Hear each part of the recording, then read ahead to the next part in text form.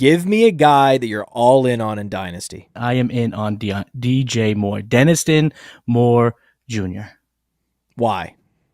Because Denniston Moore Jr. going to the Chicago Bears is going to be for them taking the next step in their offense. We've seen what elite prospects and alpha receivers can do for the developmental evolution of quarterbacks.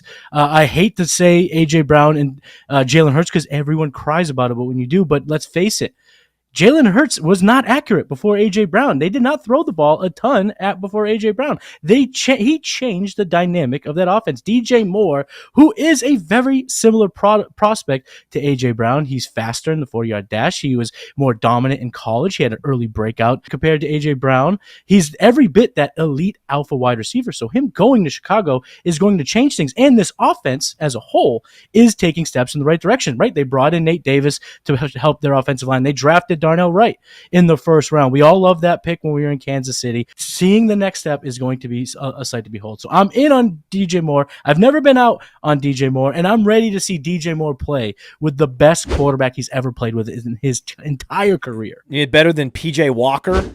PJ Walker. Oh, the guy of XFL fame? Yes. Yeah.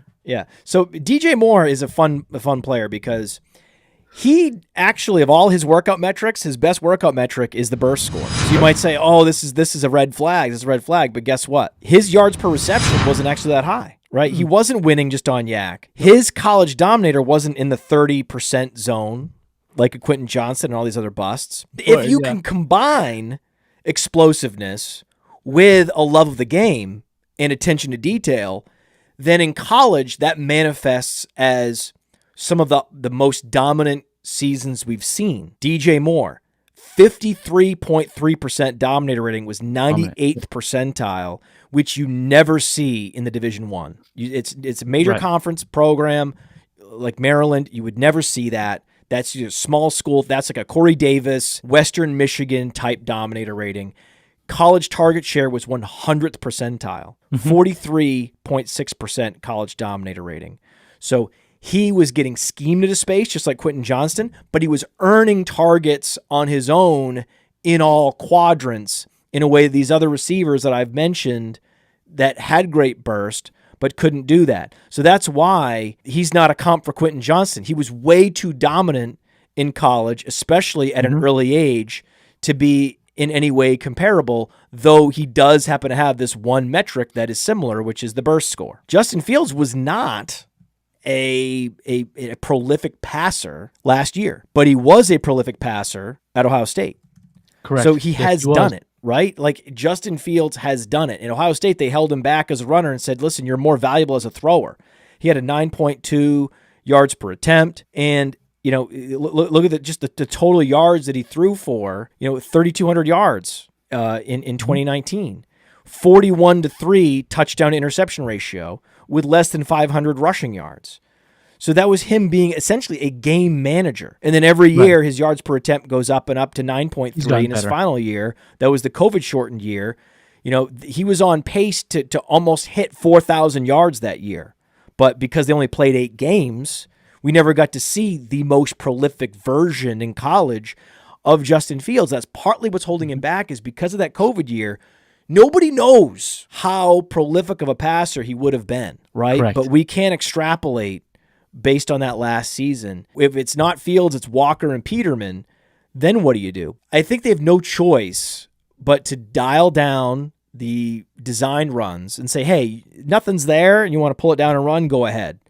But now that you're going into your third season, let's go ahead and actually unlock you as a thrower. And if they do that, and they don't finish number 32 in the league in team pass plays per game. 22.4 team pass plays per game is so little. And their pace of play was also bottom 5. So they don't necessarily need to skew the pass to run ratio much differently. All that Chicago would actually need to do is just turn up the pace of play slightly. Right? And then that would unlock more pass plays per game. DJ Moore's also shown the ability to get open in the middle of the field. There's 2 stats. When you go to PlayerProfiler.com, you type in Justin Fields, and you go look at the underlying metrics, which is something I do a million times a day. 2 metrics for Justin Fields' profile stand out to me, Matt. He had a 62.2% red zone completion percentage. That was top 7.